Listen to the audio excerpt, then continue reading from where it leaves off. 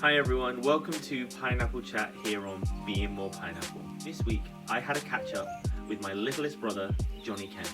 There's about 8 years between us, so as to be expected, we grew up sort of independently. In this chat, I find out a few things that I never knew the full story about, which is crazy seeing as we lived under the same roof for so many years. Let us know your thoughts on our chat and drop your comments below. I hope you enjoy it. Okay. Awkward turtle!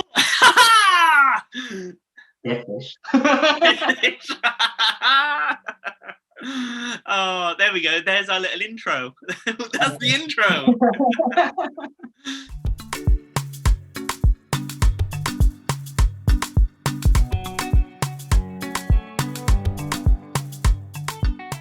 Okay, so welcome to this week's edition of Pineapple Chat from Being More Pineapple. As you all should know by now, my name is Rob. I am the Weller Hair Guy over on Instagram.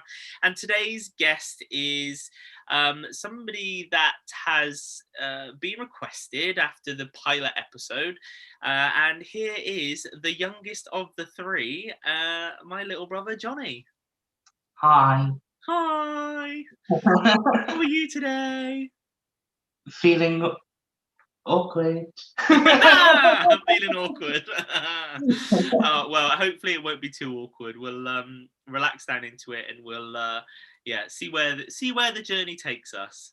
Yeah. So for everybody that doesn't follow you or knows you or is friends with you or anything like that, can you tell us a little bit about who you are and what you're up to at the minute? Okay, so at the moment I am just your average 9 to 5 working, a little bit boring. So currently working at a supermarket, Sainsbury's, whilst also studying for a nursing degree. Well, access to nursing to go into nursing in September. And yeah, it's basically I am sort of this charismatic sort of person who just tries to do the best I can in any given situation. What are some of your memories from us growing up? Oh dear. So yeah, I watched the pilot episode and I was like, ooh, please. Because you even said like, oh, I hope Jonny doesn't see this. I'm like, I am watching, I am catching everything. I edited one bit out. On the way. That would be juicy. No, so yeah, growing up as a kid, it was pretty much the third child syndrome, where apparently I used to get away with blue murdering, but I don't see it that way, like at all. I was just in the wrong place at the right time, and used to like getting the other two in trouble. But that's just what brothers do, isn't it? Yeah. Well, considering I was always told you got to look after them. They're your little brothers. You're 8 years older than you, and obviously 6 years older than Stu. And it was always, you need to look after each other. You need to look after each other. So for us growing up, it was never really about, oh, here we go, they're scrapping again. Like you hear about some brothers, they're like boxing matches. It just never was like that for us. Well, that definitely wasn't going to be the case, is it? Hairdresser, fashion designer, homosexual. Maybe in this. Yeah. Quick, get away.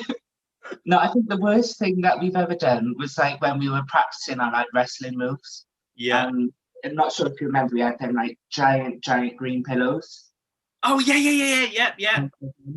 And I used to get you to like flip me over, and you used to like pound and stuff like that. Obviously, no damage done, but yeah, that was quite fun.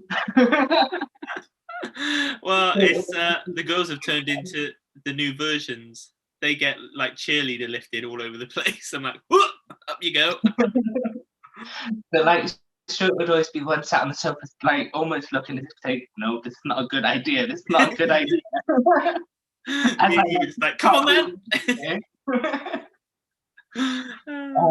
But like other things that sort of really are quite poignant for me is like the times that we spent together when we were slightly older. Yeah. So I want to say I must have been about 10, 11, still in primary school sort of age. And you had the whole fire stick situation going on. Oh yeah, I remember that. Yeah, right. Was it? Did you come back from the cruise ships or something, and you Oh brought no, that back? that was when I was living down in Taunton, and then yeah, I came back home to stop working where I was working, and then yeah, I was into doing fire sticks Awesome. and what? Awesome. Yeah, yeah, arson. Yeah, yeah. I became a bit of a pyromaniac. So You did a lot. Well, no, because I always found it fascinating because mum would be like, "Oh no, don't do that! Oh, do it again, do it again!" yeah, When you do like the fire spitting and stuff. yeah, breathing And fire. I used to sit there in just pure amazement as well. My oldest brother's now a dragon. Like this is so cool. But no, yeah, like we never really had like any issues growing up um, at all, really. Like we're almost that sort of cookie cutter sort of family in terms of everyone gets along, we contribute to community, and just make the best that we could do. Because like Yeah, we were never really affluent, and we were never like poor either. We were no, like in that sort of bridge gap between the two. So we had to make do with what we had, and we couldn't necessarily afford the latest and greatest every month, yeah, but we were just happy with each other.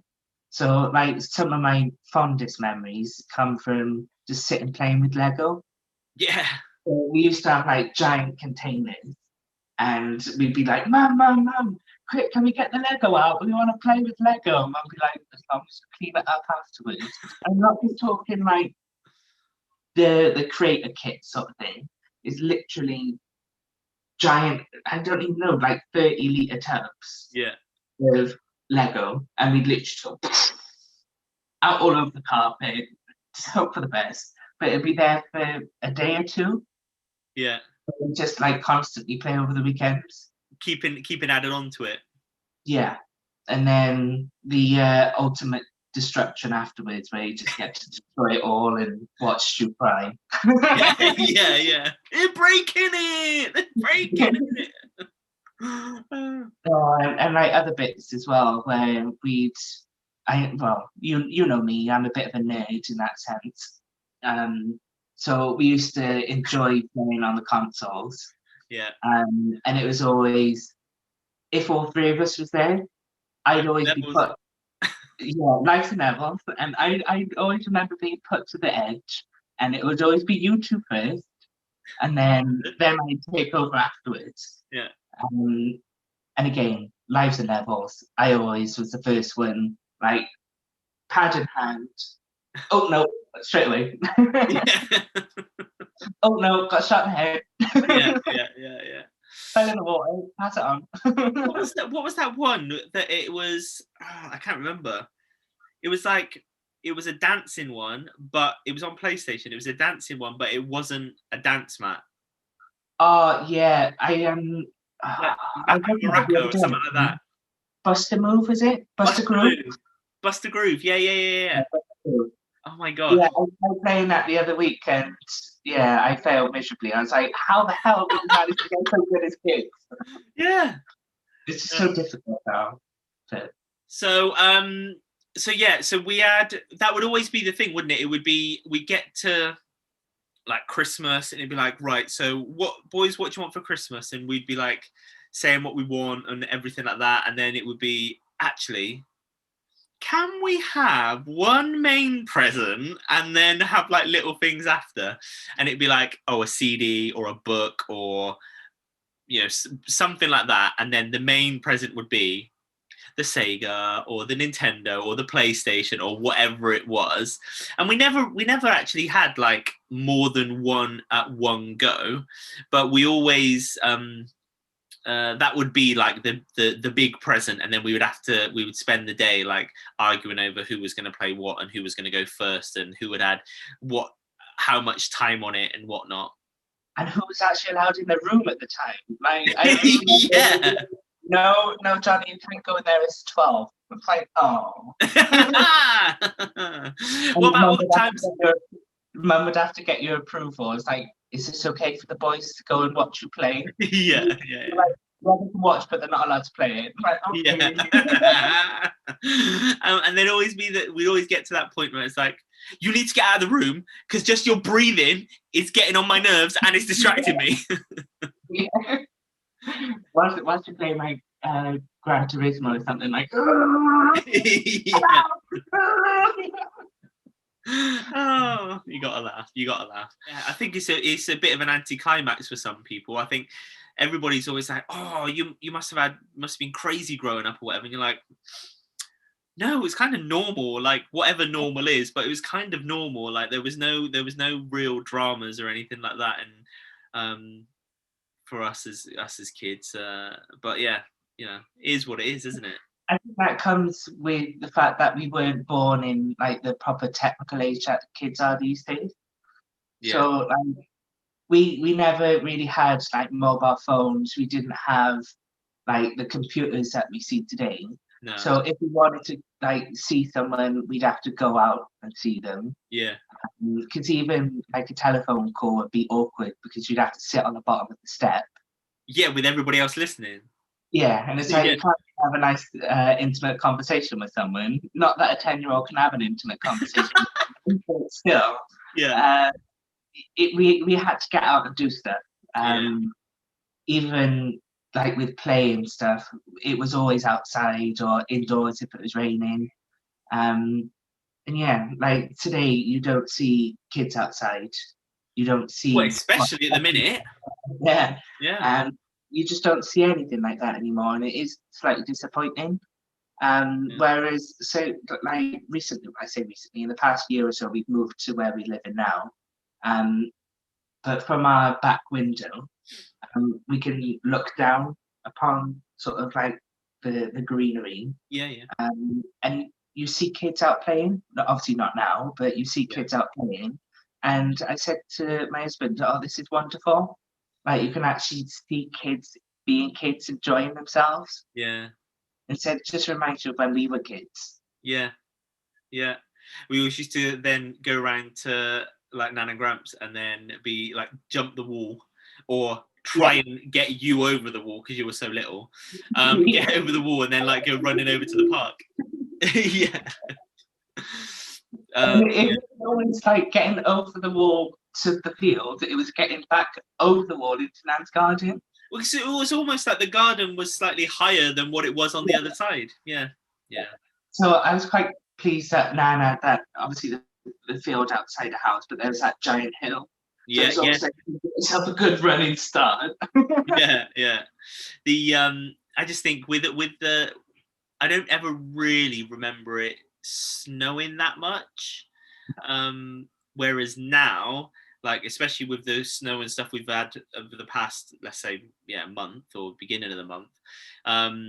Imagine having been living next to that hill now. You just be like that, going straight down it Gotcha. on cardboard, whatever, just something, just to be able to go in because that would have been like really good. Yeah. Even like a plastic raincoat or something. It's like, let's go. Yeah. Feet in the hood, roll onto the arms. Well, saying that, I remember a time when I don't think you were living at home at the point, but we had a snow time, and we had this like weird like dividing brick wall that would lead into like a car park. So the one day, me, Dad, and Stu decided to go out, and we built a snowman as if it would crash through the wall. Oh no way! Yeah, so his legs were like sticking out the one end, and his head was sticking through the other side of the wall. Yeah. And well, yeah, the amount of people that used to come over and be like, "Oh, that's good." No, I don't remember ever seeing that. Yeah, Yeah, because that was like when you come out the back, you had like the garages and stuff, and then you would walk down the side of like the row of our houses, and then you would have another set of garages, but there was that brick wall there. Yeah. So we've got us growing up, and then you obviously went through primary school, went secondary school, did all your exams and stuff like that. And I always remember like growing up, like you always had like little side chicks, little girlfriends, and things like that. And then when did you start to sort of realize that that was not floating your boat? Well, to be honest, you could actually take it back to primary school age. All right. Um, Okay. yeah, so there, I always remember this because it was that pivotal sort of moment for me. We were outside one day on the playground. I must have been about 7 or 8 years old. And it was we were playing Takedown Bulldog, Yeah. which, if anyone who doesn't know, is absolutely brutal, especially on concrete. Yeah. Um, so yeah, we were playing Takedown Bulldog, and then we decided, okay, let's split boys on the one side, girls on the other, um, and we'll restart. So there's me. I go, "Ooh, yeah, I'm gonna go off the boys now." And then the group of lads turned around and went, "No, you can't play with us on this side. You go over to the girls' side." I was like, "Oh, okay." So off I trotted. It's quite sad. Off I trotted over to the girls' bench, and I won't name her because, well, I've not seen her since primary school, but Yeah. yeah, I won't name her for argument's sake. But she was sat there, split on the bench because she was that type of girl. Yeah. And I said, "Oh, the boys don't want me to be on their team. Like, can I come and play with you and be Yeah. on your team?" And they went, "No, you're a boy. You can't play with us." It was like Papa Mean Girls moment. You Yeah. can't play Yeah. with us. Yeah. So I was like, "Oh, okay, what do I do?" So I got myself a little bit upset at that point, and I turned around and was like, in that moment of despair, it was like, "No one wants to play with me. I Yeah. can't be on any team." Um, so then I turned back round to the girls and said, "Look, the boys really won't let me be on their team. Can Yeah. I just like stand at the back and just pretend I'm on your team?" Yeah. They're like, "No, definitely not. You can't play with us." So I was like, "Yeah, but I'm not like the other boy." And like I ran after the teacher crying. Yeah. So it's like no one Oh, wants to be with me. yeah. Yeah. So at that point, I just thought it was kids being mean, you know. Yeah. Yeah. But as I say, it was pivotal in that sense of looking back. I knew I was different, Yeah. and I couldn't quite put my finger on as to why I was different. Yeah. Yeah. Yeah. And Well, then, I suppose at that age as well. I mean, I think nowadays it's a little bit. It is a little bit. Well, it's a lot different nowadays, but especially then, like it wasn't really a thing to know like your sexuality or anything like that at that younger age, or it wasn't anything that you would definitely not be talked about. Whereas now I think it's becoming more and more openly discussed or whatever, and it's more in the in the media and things like that. So, but yeah, I didn't even know that. yeah, I didn't it's even know crazy. that. Yeah, that is the maddest thing. Because it's looking back at primary school, they really did sort of go on what they knew. Mm, So like the teachers would teach what they know, obviously, yeah, but they really pushed that narrative of sort of man and woman meet, they get together, they get the stork to deliver the baby, and life is good. yeah, Because it wasn't until I hit sort of secondary school that I realised that there was multiple gay male teachers in my yeah, primary school. yeah, I was yeah, like, whoa, like I didn't even know. yeah, 'Cause it wasn't until I was about like 15, 16 that I realised that being gay was a thing. yeah, I just thought it was like, oh, just a phase, just one of them things. Hence why when I had my side chicks, my girlfriend sort of thing, it was never like I treated them more like I would a sibling. yeah. Like really So good friends. they became my best friends. Yeah, Yeah, so I never really treated them as like you would a girlfriend yeah, that you'd take out on dates, that you'd sort of really romanticize about. yeah, yeah, Like, because as kids growing up, we were always taught you hug your friends, you hug your family, you kiss your friends, you kiss your yeah, family, yeah, yeah, um, and just know the limits within your friendships. yeah, So it never really became anything sort of sexual with any girlfriends that I had during secondary school yeah. because I didn't see them in that way. No, no, no, no. I just saw it as more of a companion, and the fact that lots of other boys in my secondary school were dating, they were having sex, they were doing this, that, and the other, and that just put the fear of God into me, Yeah, yeah. thinking, oh, why would you want to do that to a girl? That's gross. Yeah. So yeah, it wasn't until sort of later on in my secondary school life that no, this is me. I can't Yeah. change that. Yeah. So I did that whole sort of going through the motions of panicking about what people would think about it.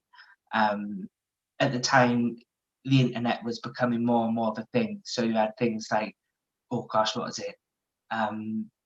Bebo and Yeah. MySpace, Yeah. Yeah. all them sorts of Still new on social. dial-up, AOL. Yeah. Yeah. Yeah. Yeah. So yeah, those were starting to become sort of emergent sort of platforms for people Yeah. for expression and just networking. Um, and that was when I started to like overthink things. Yeah. So I'd see other people's coming out stories from the UK, from the USA, from all over the world. And I started getting myself in a bit of a mess, thinking, oh my God, my parents are going to kick me out. What am I going to do? I'm going to be 15, 16 years old, living on the street. I don't know what I'll do. Yeah. Yeah. And that started to eat me up. Yeah. And I went through the whole phase of black hair, blue hair, like goth emo sort of, I, don't look at me, I don't look at remember me. all of this, but I obviously never knew that was like the outward facing persona of how you were thinking. Do you know what I mean? I just thought it was like, oh, he's being an emo. Yeah, no, but like again, it wasn't something that I intentionally did. It was just sort of like, oh bugger it, let's just dye my hair black and Yeah. go for it. People look at me funny anyway because they can see that I'm different. So Give sod it, I something might to as look well at. just give some. Yeah, exactly, Yeah. give something for them to look at. Yeah. Um, so yeah, that went on for a few years with the whole emo sort of phase. And it wasn't until sort of, I guess in a sense, you pulled me out of it. Oh, okay. Because I remember like this one time you approached me, I was in my room doing my usual thing, just being stupid and emo to myself. Yeah. Yeah. And you come in and you sat me down and was like, look, it's okay. And I was like, what do you mean it's okay? I was like, and then you said it doesn't matter. Like if you want a boyfriend, you can have a boyfriend. I Yeah. was like, no way. No, you say this to me. And then you kind of just said, like, yeah, like, I love you, whatever happens, whatever your choice is, you're still my brother. Yeah. So that kind of gave me that confidence then, because like, I wasn't really out at the time. But obviously, you pick up on things and you hear kids talking on the street, sort of thing. Yeah. Um, but yeah, that was a real sort of confidence boost that I needed, and especially coming from the eldest brother, it was sort of that sort of like whoa pivotal wow moment. Well, Um, like this is not trying to like downplay like the importance of that for you, but like genuinely, don't even remember that. Like, do not remember that conversation because I suppose for me it was never really. It in my eye it shows that actually it doesn't matter, and like I say to people all the time, and clearly it was from a much younger age anyway, that people are people. I don't, it doesn't matter, whether you want to, you know travel the world or stay local, or you want to get married, you want to be single forever, you want to be gay, straight, whatever, you want to be referenced to as male, female, non-binary, whatever, you can be a snow person, whatever you want to do.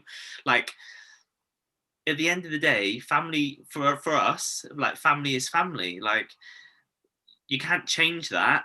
So you either get on with it, like, and I say that as being like the negative, like, you just get on with it, your family, so let's just get on with it, or you be embracing and trying to help people to be able to find their sort of true selves, as it were. And that's one thing that I always try and do even now, especially with like the job that I do, is that I always want to try and bring the best out in people. And some people don't know how to take that because they're like, yeah, but why are you doing it? Like, what are you trying to get out of it? And Yeah. it's like, nothing. Like, I think that is what I'm meant to do. Like, Yeah. that's my calling, is just to be able to make you feel like the right way, to give you the confidence to do whatever it is. Yeah, exactly. Um, I think that's also blended into sort of my decision making as I was going through sort of my late teen years into early adulthood. yeah, Um, so like throughout secondary school, I was passionate about music. I'd sit and play, I'd learn, I'd just listen to music, be it whatever the hell you were listening to. yeah, Um, so what is it like Eminem, Missy Elliott, sort of yeah, club? yeah, yeah. Um, I was white girl wasted. I was like, yeah, I was a proper rapper. Yeah, um, so yeah, and then flipping it on its head, and then me listening to sort of classical pieces from Bach, Beethoven, yeah, Haydn, and stuff like that, and it really sort of like gripped me. yeah, So it pushed me forward to be able to think, oh, maybe I could pursue this as a career. So I went through the motions of school. So it was A level, taking music A level, yeah, music technology A level. Um, but that opened up a total different kind of worms. yeah. Because I at that remember sort the of highs age, and lows of those 2 years. yeah, so at that sort of age, emotions are run high anyway.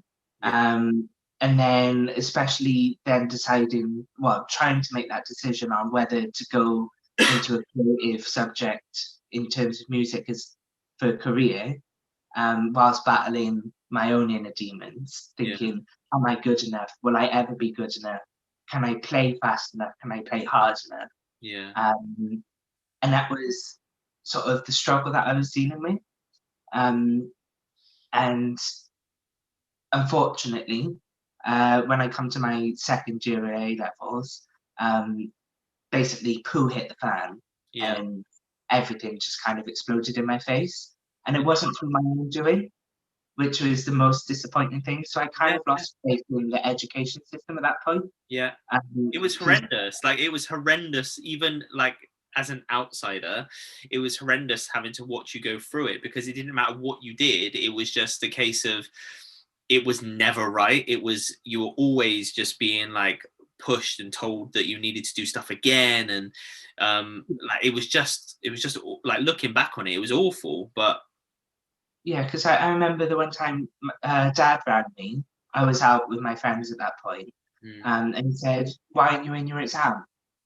And I said to him, "What do you mean? Why aren't I in my exam?" He yeah, said, "Oh, I just had the exams officer on the phone saying that you should be taking a resit exam for last year." And yeah, I was like, "Come again?" yeah, This is the first time I've heard of it. yeah, yeah, Um, I don't know what to do. I obviously can't go there now. I'm not even prepared for any exam. yeah, yeah, But it so turned out when I got to finishing the second year of A levels, I went as everyone else did, collected my results from the school, opened them up in front of everyone, thinking, "Oh, I feel really good about myself." mm, And it turns out I had zeros across the board. And the reasoning for that was because they'd re-entered me for last year's exams, and at the time they were saying any resit marks will be your I final remember. mark, Yeah, whether better or worse than what you first done. mm, Um, so with them entering me for loads of resets, I come up with zeros. So if it wasn't for my performance, I would have become ungraded on everything. yeah, So I left Bristol with E's in my belt, basically. And I thought, nah, I'm not having this. yeah, Um, this isn't representative of me. I'm not having 2 years of my life being summed up with one piece of paper saying E. yeah. I said, because that isn't, I don't, I'm not at that level. No, no. And I remember the amount of like time and commitment and literally blood, sweat, and tears that went into you practicing and getting yourself together, and preparation and all of that. So to then have it all summed up, like you say, as a one piece of paper saying basically, well, did you even turn up, sort of thing, like Yeah. it was never going to be fair, because we all knew anyway that that was not the case. Like there was just no way, and this is not being a biased thing, but there was no way that you weren't good enough. So you could tell that there was just something not right. Yeah, and I remember when I opened the results in front of the head of sixth form. I think it was your maths teacher. Miss Clayfield. No, Tetlow, was it? Northern bloke. Tetlow, him, a guy, yeah, Mr. Tetlow, yeah.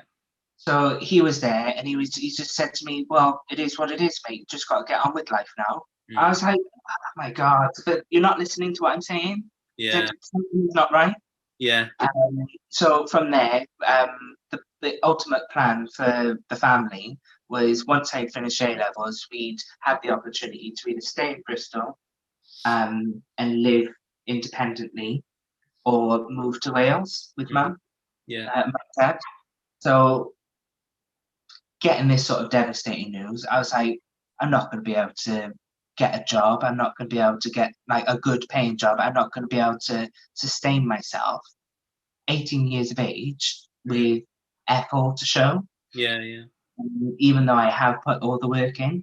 So we moved over to Wales at that point then. And then I said to mum, look, I'm going to go back to college over here and go through their system.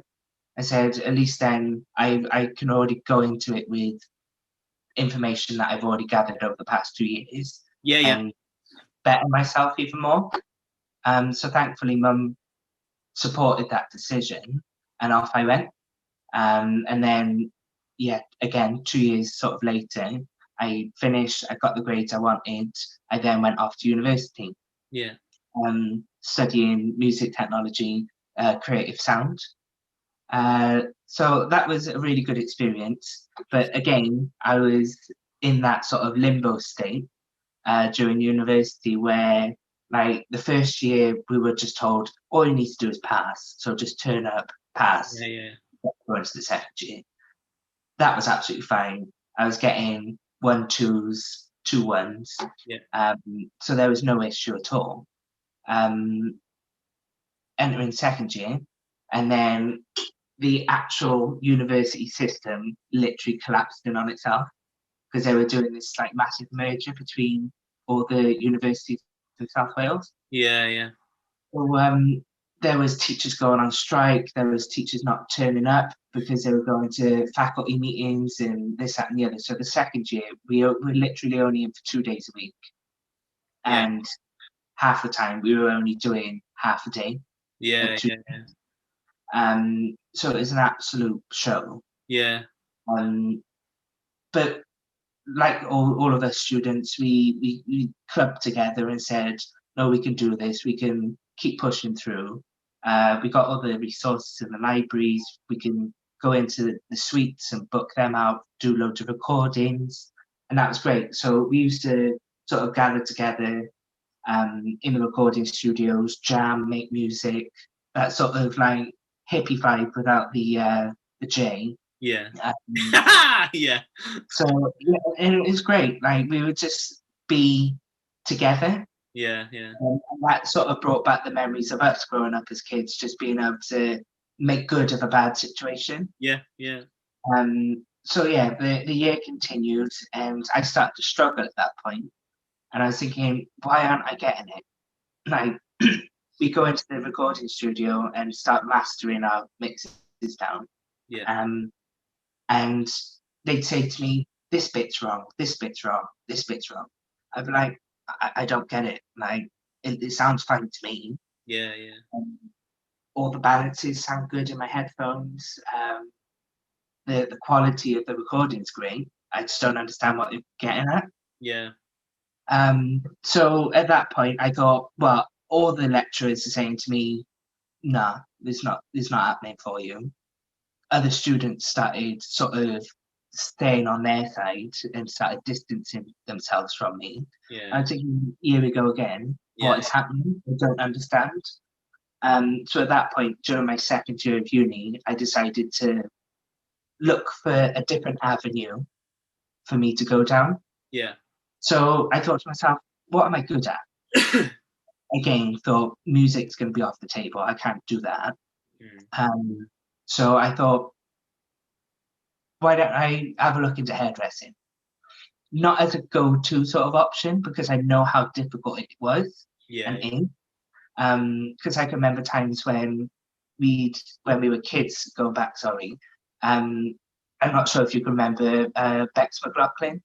Oh yeah, yeah, yeah, yeah, She was very free-spirited, she's a lush yeah, girl. yeah, And I can remember sitting there in the living room while she was asking you questions about hairdressing, yeah, colour theory, and yeah, this, yeah, that, and the other. And I just sit there in amazement because she was quite a smart girl. yeah, So she was picking it up like no one's business. And you could see that you were flourishing in educating her. yeah, And that wasn't even your job at the time. You were just like a stylist or manager at the time. yeah, So, yeah, looking back, I just think, yeah, I could possibly do this because I understood it at that age as yeah, well. And obviously with Rachel and yourself being so sort of forward with what you did, it was always like a spectacle of show, sort of like, I can do this, I can do that, I can do yeah. this. Look at me, I'm amazing.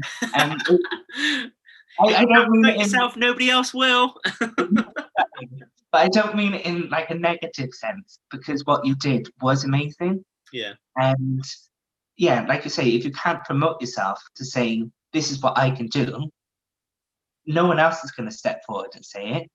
No, because everybody else Um, is trying to do the same thing. well, exactly. So yeah, I then started an apprenticeship, but whilst doing my second year of university, because I thought I'm only in half a day a week, Yeah, right? And clearly, to them, not doing well enough. So yeah, what's the point of yeah, carrying on? So I dove headfirst straight into the hairdressing apprenticeship. Worked with some really incredible women. mm, Um, I mean, the lady who I got offered the apprenticeship by, she had been running a salon for 30 years. Um, your typical sort of little local salon. It wasn't any Tony and Guy Sassoon or anything like yeah, that. They did their perms week in, week out, their blowouts, their straightening, their men's, women's, everything. Um, for normal people. yeah, And yeah, I was able to then pick up all the skills, the fundamental skills needed for hairdressing. And I kind of just took off with it. yeah, So the salon that I was in was a bridal specialist. So we'd have wedding parties coming yeah, in, we'd yeah, have all that sort of like high-end, memorable moments coming through the door. yeah, And just watching some of the girls do the hair up, I was just blown away. Like, you think, how is this possible to be able to create this on your hair? yeah, Like, so whether they be adding extra pieces in or like doing things with a comb that should never be done with a comb. yeah, And I think, oh my God, that is amazing. And yeah, that kind of pushed me even more to like study it more. yeah, So be looking through Patrick Cameron's books. I'd be looking through, unfortunately, your stuff that you've done in the past. I'd be going to the local college, looking at the likes of Sue Woods, her work. yeah. She was amazing at hair up and stuff as well. Um, and yeah, my passion for it just kept growing and growing. And then that's when I decided to take my education further into level 3 of hairdressing. And at that point, I'd already had a few years under my belt of working a column, um, turnover of clients. Yeah. So actually, the practical side of level 3 was quite simple for Straightforward. me. Yeah, yeah, yeah. Yeah. Um, but it was that opportunity to be able to showcase my work. So in essence, me going to do level 3 in college, as much as yes, there was hard work to be put behind it, it was my chance to be able to say, yeah, this I could do this. I look at what I could do. Look Yeah, how yeah, fabulous I am. yeah. This is Um, me. yeah. So again, being able to go off to do competitions and experience hairdressing in a different way that I never thought again possible. Yeah, Seeing you doing it and me having that sort of admiration for what you've done, yeah. thinking I'm never going to be that good. Oh, Like I'm not going to be able to beat my brother at doing something like this because he's amazing. Um, because I remember. But yeah, I credit where remember. credit's due. Yeah, Yeah, I remember college. I do remember seeing like lots of your things, because like often you would say, oh, how could I do this, or you would then like send a message, or you would post something or whatever, and I'm like, because obviously me and Victoria have been together for a little while, and just be like, have you seen what Johnny's done, have you seen what Johnny's done? And your hair up skills far surpassed mine. I don't think so. I think so. Yeah, no, I definitely think so. Like, I'm a bit of a.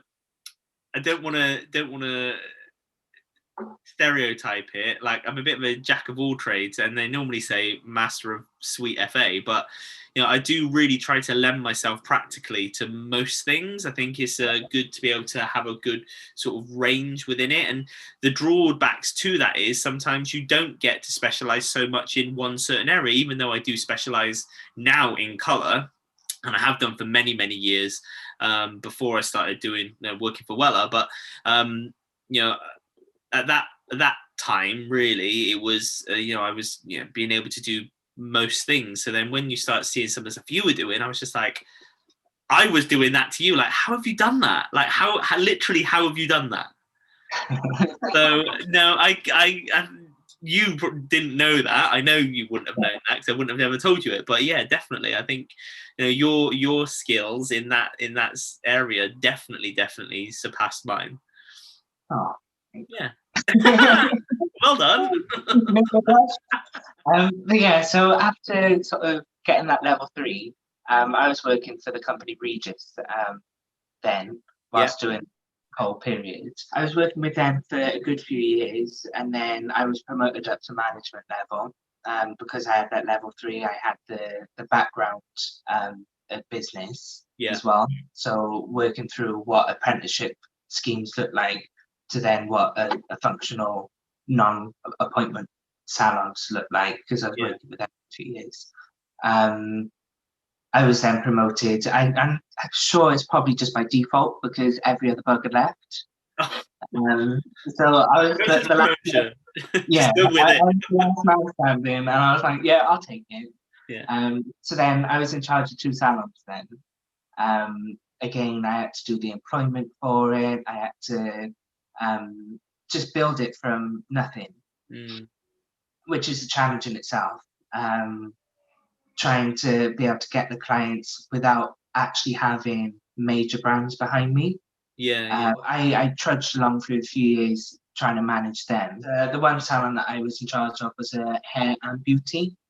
So at that point, I sort of did extra training on how to do nails, how to do waxing, how to do intimate waxing, which I don't ever want to do again because that's horrible. And just basic sort of beauty sort of bits as well. Again, adding more strings to the bow. But then after a few years, we were told, that's it, salon's being closed down. Okay. Thanks for spending that one on me. So literally, we were told on the Monday, because the regional manager at the time literally kept tight-lipped about everything because he didn't want to give any news over there if it wasn't definite. Like, he never wanted to throw panic into anyone, especially if it's something that we cannot control. Influence. So he basically said to me on the Monday morning, look, John, your salon's being closed, unfortunately. The place that we're renting the space off of decided they want 5 times the amount of rent. So we're like, oh, Jesus, we're just about making enough money as it is. So we midnight flipped it, so cleared the entire salon out. By the Wednesday, we were closed.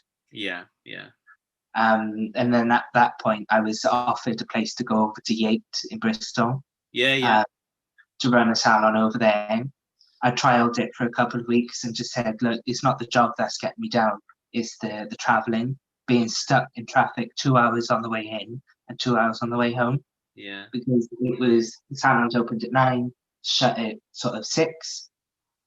Motorway traffic at that point is just, nightmare. If I left at 6 o'clock in the morning, I'd be there for 7, hanging around for 2 hours. Whereas if you And left at 7 or whatever, you would then be stuck and not get there until after 9 o'clock. exactly. So that was a struggle. So I was open and honest with him. I just said, look, I cannot do this. It's just not good. Like, I'm not being paid any extra for doing all this commute. I've still got the same bills to pay. I Yeah, said I just considering do it. you were, it wasn't. I know there is still the choice in the sense of it's like, well, you can choose whether you want to do it or not, but you didn't really have a choice. Like it wasn't, you weren't choosing. You didn't go out of your way to turn around and say, right, I'm going to go and find a job over there, and I'm going to Yeah, do it all over there and keep it separate. So it's like home is here, work is there, and whatnot. Like you didn't go looking for it, so it wasn't like it was your choice to make that situation. exactly. So after a few weeks of me sort of running this salon, again, it was run down to nothing because everyone had abandoned ship. Yeah, Um, so it was just me, and I ended up getting just a little girl in to sweep the floors. yeah, So it's just me working by myself, yeah, trying to keep whatever was going on. yeah, And I just said to him, look, I can't do it. It's too much. Uh, I just can't do it. So unfortunately, I then had to take redundancy because there was just no other positions close enough. yeah, yeah, So at that point, then I went into a bit of panic mode, thinking I need to try and find a new job. Um, so I started then looking around for hairdressing jobs. Everything was either rent a chair, um, self-employed, yeah, part-time, level twos, and I just thought, oh, I can't do that either, yeah, because of me then going from everything being closed to then having to commute back and forth to Yate. mm, I didn't have any contacts to be able to do a rent a chair. yeah, So I was like, I literally can't start from scratch because I just won't be able to survive. yeah, yeah. So at that point, then I went and worked for Tesco in their sorting warehouse, Mm, distribution center. That's the one. So I was there for a good 6 months. It really hard work, physical hard yeah. work. Lugging stuff around all the time. Yeah, I mean, you constantly lifting weights of 30, 40 kilos, Mm, constant for 8 hour shifts. yeah. Uh, and it's a real struggle, especially coming from my sort of background of music and hairdressing. It was, you Some just don't, nimble little fingers. yeah, right. It's not the right sort of place for someone like me, with my background. So unfortunately, I suffered an injury whilst I was there. Um, I was carrying out my day as usual, but then a stack started falling. Yeah, So there's me, looked to my left, couldn't move that way, looked to my right, couldn't move that way. So what did I do? I tried to do as best as I could and protect myself. So I yeah, put my hands up like this to protect my face yeah, because money was there. Um, and yeah, I had, do you know, like in Iceland, you can get like the massive 2 litre bottles in yes, multi-pack yeah, cases. yeah, yeah, So they had them, but they were in packs of 12. yeah, um, and they literally come tumbling down towards me. So they hit my hands, and I damaged all my tendons and my ligaments in my yeah, wrist, yeah, which put me off for 6 months. yeah, So when I sort of went to rehab and sort of come out the other side of that, I tried getting back into doing a bit of hairdressing. I was doing it on mum, dad, Wayne. So it's a mixture of like the colouring, barbering, and scissoring techniques and stuff. And I was just in so much pain that yeah, I I couldn't bet. keep doing it. Yeah, And I thought, well, this is bugging now. I can't do what I was trained training to all do. these Yeah, years to do. So I said, okay, I'm gonna have to reevaluate this somewhere. So again, I went back to Sainsbury's then, and just started working there. And then during my time at Sainsbury's, I know this is a really, really long story, sorry. no, it's all right. Um, During my time at Sainsbury's, I started realizing that I wasn't hearing things properly. Okay. So I wasn't hearing like the telephone go. I wasn't hearing the service bells go. I wasn't hearing people talking behind me. Yeah. And I thought, what the hell's going on? So I went to my GP, got it looked at, and it turned out at the time when I was sort of really struggling, I had an inner ear infection Yeah. on both ears. Oh God. So it was a bit painful. I just over time it was like the fluid was building up and Yeah. it Yeah. was blocking my hearing. So yeah, I went to ENT and sort of got that seen to, but they turned around and said, this fluid is not going away. The anatomy of your ear canals means that it will never go away. Oh. So in essence, they basically told me my hearing is going to be progressively getting worse and worse, Yeah. and so degenerating. So they said potentially I could have like zero hearing by the time I'm mum and dad's age, Yeah. which is frightening as hell. Yeah. Yeah. Totally. So that sort of got me questioning then about my past. Yeah. Obviously, I've had hearing issues ever since I was a kid, in and out of hospital, getting grommets, Well, and yeah. That was same with me as well, wasn't it? So. yeah. So it wasn't something that I was really concerned about as a kid because I just thought everyone was getting it. I mean, you had it, I Yeah. had it, my friends were having it. I Yeah. just thought, oh, it's just one of them things. But then looking back, it's that sort of moments where, like in university, when they were saying that doesn't sound right, that doesn't sound right, Yeah. Yeah. Yeah. and then it started making sense. Yeah. So I was like, oh shit, that's why. It Yeah. was perfect to me, but to other Maybe people, it's because you couldn't actually hear it properly. yeah, with other people, with like who could hear properly, they heard it totally different. And it wasn't until I had my audiology reports back that it showed where my like decibel lie, Yeah. Yeah. and it was literally all the points that the university were making to me, Oh, saying the bass, really? yeah, they were saying that your bass needs to go up, your mid needs to come down, your treble needs to be going up. Yeah. Because basically my hearing loss is if your voice is too low, good luck. Yeah. I just won't be able to hear you. Yeah. And again, if it's too high and soft, I won't be able to hear you at all. Yeah. So if you're Um, Barry White or Michael Jackson, you're done. yeah. So and like yeah, I then had hearing aids given to me, which I'm not wearing right now because it's just me and you. Yeah. Um, Plus, I can turn you up as well, which is great. So that sort of solved other issues in my life as well. So for years and years, ever since I was a kid, I've been suffering from tinnitus. Yeah, I was going to say about tinnitus. Yeah, so that being this, I got a real high frequency pitch running through my head 24/7. Yeah. But with the hearing aids, it takes it away, Yeah. like almost completely. Yeah. And that was a proper game changer for me. I had that sort of confidence and that boost in me to be able to say, yeah, I can be normal again, normal Yeah. Yeah. again. Yeah. Um, and then that sort of spurred me on to get other treatments and stuff sorted. Yeah. So again, like other people wouldn't, but I had severe tonsillitis Oh, throughout my like childhood. literally, yeah, yeah. It got to the point where it was like, seriously, he's missed so much school. I remember having these conversations like at home. He's missed so much school. Why won't they just take him out? And they're Yeah. like, oh no, you've only had tonsillitis 6 times this year. You need to have it 7 times before we'll take it out. It was like one of those situations. I was like, this is beyond. Like you've missed 3/4 of the year at school. Yeah, and it was year after year after year after Yeah. year.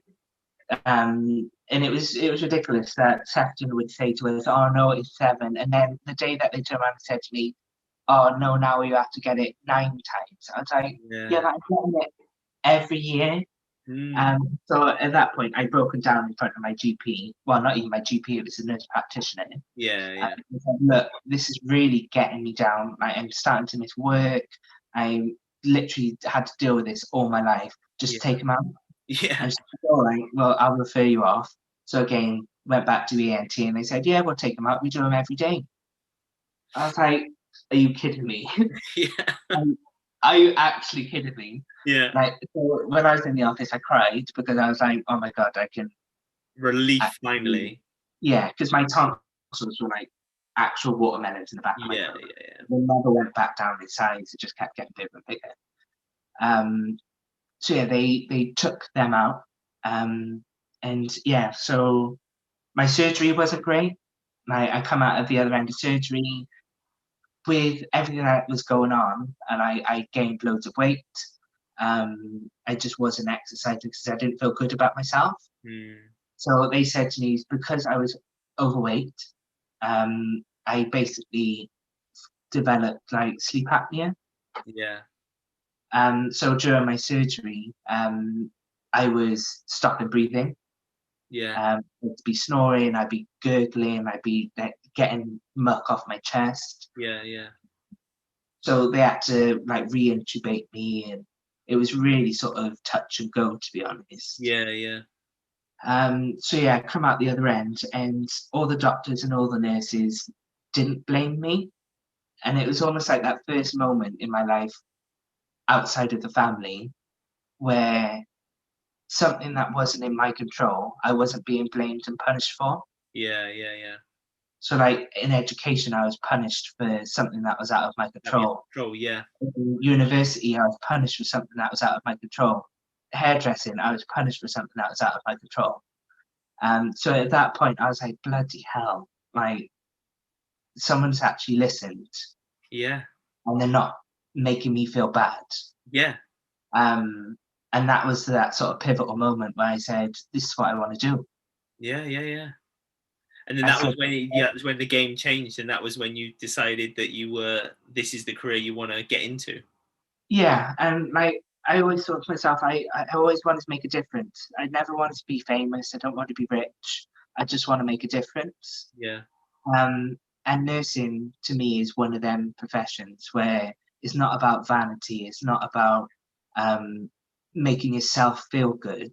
no, It's about helping others, yeah, and it's thankless help, yeah, especially in the direction that I would hope to go into. So again, through my experience with the operations and stuff, that's the sort of nursing that I want to go into within operating departments. Um, actually in theaters or yeah, in yeah, because that would mean that I know that I've done my bit. Like I've helped this person, whether it be just assisting a doctor doing the surgery or something. I know I've made a difference, yeah, um, and I can live my life happy with that. yeah, So that's really what's made me push harder and try harder every day to be able to get to that point.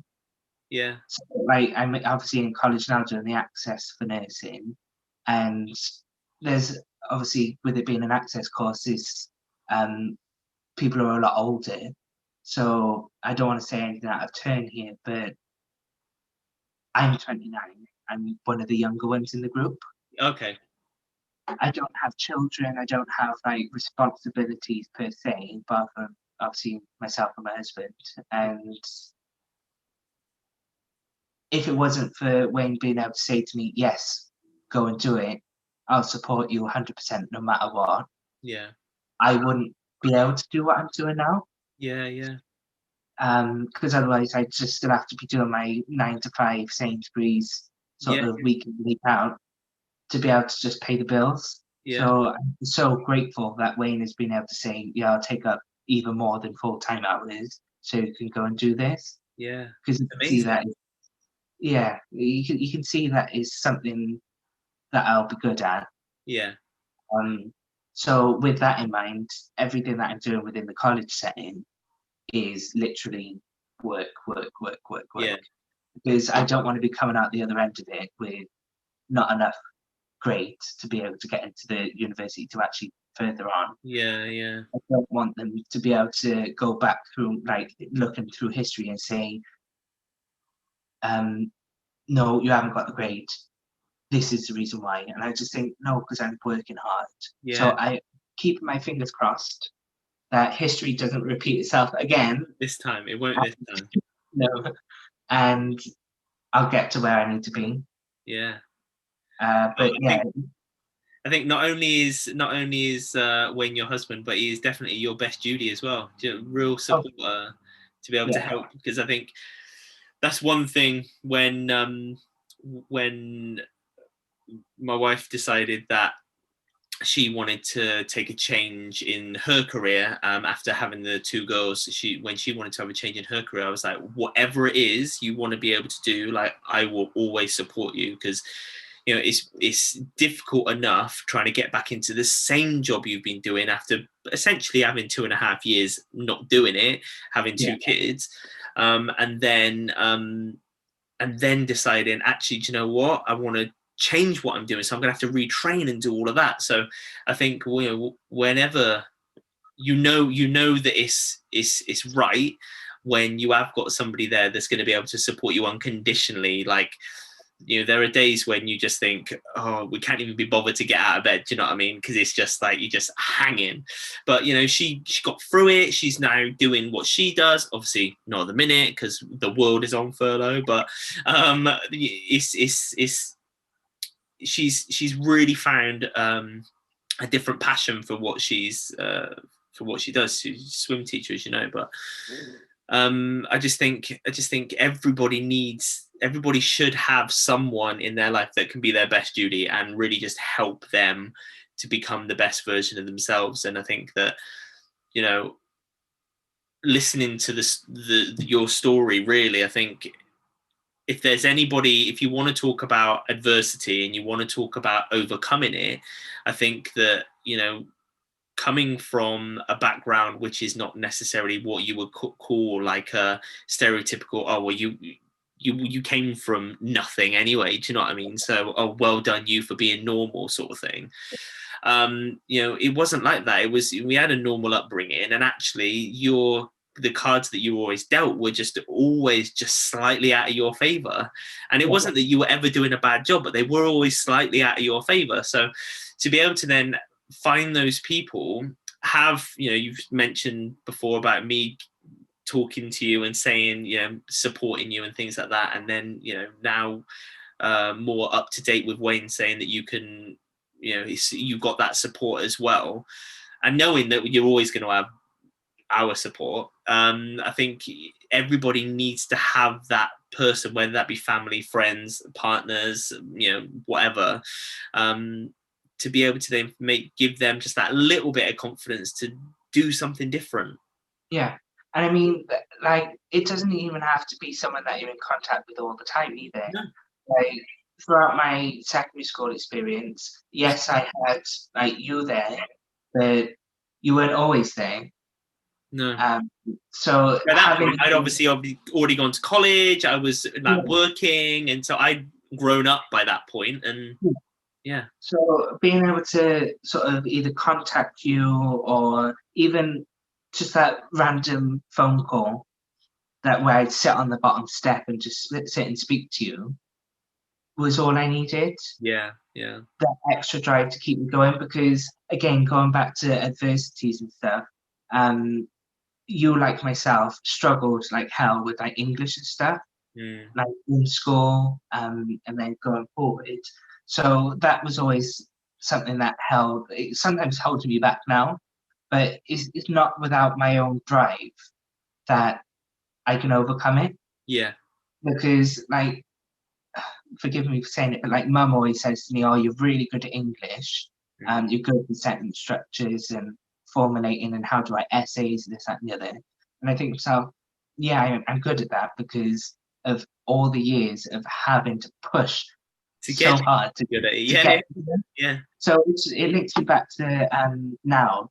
So the college course is modular, so we're doing essays, assignments throughout the entire year. Yeah. And people are struggling with it. What with lockdowns going on, having outside influences sort of affecting their study. Again, I'm fortunate not to have that issue. Yeah. But where they might have issues with children having to sort them out or having to go to work more. My sort of issues come from my English. So I dedicate hours and hours and hours into writing, rewriting, writing again to make sure that I get where I need to be. Yeah. So, and again, if it wasn't for Wayne being so, he doesn't even have to say anything to me. It's him giving me that sort of space to Yeah. be able to do it, to be able to work it out in my own head and actually get on with it. Because he's fantastic at English. Yeah. And he can give something to proofread and he'll be able to do it and pick up any flaws. But yeah, if I didn't have these opportunities now, then I don't know where I would be. Yeah. Yeah. I'd be stuck in a job that I absolutely despised. Couldn't go back to a job that I loved. Yeah, because your injury. Yeah. And I couldn't even go back to my hobby as a job because I couldn't hear it. Yeah, yeah. So You're I was like, damned if you do and you're damned if you didn't. yeah. So this is why I'm just so grateful to have Wayne there. Yeah. To be able to say, yeah, you got this. Yeah. Whether you have that conversation a lot or not, I think it's really nice for then the people that you're closest to be able to actually hear it, because I know that there's often times when you'll big up certain people in your life to everybody else, but you don't never really say it to that person very often, like not often enough. And it's not through not respecting or not feeling that way. It's just because you're together. Do you know what I mean? It's like, I love you, and that's it. Do you know what I mean? So yeah. So I hope he does get the chance and the opportunity to be able to catch this, because I think it'll it's definitely hit me in the feels. I cannot believe that we're like at final orders, right? So we've been now chatting for quite a while, and I think the story that you've brought to the episode has been one of adversity and overcoming it and all the different challenges and things like that, and actually getting to a place where even at 29 I don't know what you're worried about. I'm 2 years off of 40. Or I will be. Even at 29, the world is potentially could have put you off course, and actually you've proven that, but with determination and the right mindset, you can overcome these things even when it does get at its most trickiest. Because I know that you've had those moments where it's just been like, this is it now, I've had enough. Like, I know that that's the case. So I think you got to remember as well, like, we live on this work planet for 60 to 80, potentially 90 years. I'm only 29. Like, I've still got 30, 35, 40 years of work ahead of me. Like, 10 years is nothing. Yeah. When you think of it, really. Yeah. I mean, I know it's a fourth or a quarter, whatever, but yeah, it's still, there's still time to change. There's still time to do what you love, because ultimately it doesn't matter how much, like, even if you were like yourself, doing hairdressing since you were a teenager, you've still got that opportunity if you want to one day to turn around and say, no, I don't want to do this anymore. Yeah. It's never too late. Like, because you build up the support networks to be able to make these decisions later on. Yeah. So, like with me, I built up my support network, where now, thankfully, my biggest supporter is my husband, that I can do these changes. Yeah, yeah. And then it's only yourself that will hold yourself back. Yeah. And I think that is the biggest thing that I always find with the job that I do, is when people say they can, it's more the fact that in their mind they won't. Everybody needs that supporter, whichever way, shape or form you get it. Like, definitely it really does help to then give you the courage to be able to then go and sort of find whatever it is, and for you to be the best you that you can be. And if all else fails, there's always a therapist down the road. Yeah. Your hairdresser's a therapist. says every Instagram post at the minute. Thank you so much for being able to come on today. I think, like I say, your story has been an epic one, and in your very casual, understated way, one that not many people will probably ever have thought would have been the case. So hats off to you, and you know where we all are if you ever need anything. So thank you so much for coming on. I really do appreciate it, and I look forward to being able to catch up with you again, not just maybe on this again, but maybe in real life. Yeah. We can actually hug each other then. Actually hug each other. Yeah, definitely. So virtual hugs, and I shall see you soon. Will do. Bye. Bye. Well, I find Jonny's story so inspiring for a number of reasons, but the biggest thing I will take away is to be resilient and adapt. If you have seen Disney's Toy Story of Terror, you will know Combat Carl never gives up. Combat Carl always finds a way. If you want to get into the musical mind of my little brother, then look up Jonny's Pineapple playlist on Apple Music and Spotify. You can search Being More Pineapple, download, subscribe, and tag us in your photos of where you like to listen to your Pineapple playlist over on our Instagram page. Also, over on our Instagram page every Monday, get involved with the Pineapple Community Challenge.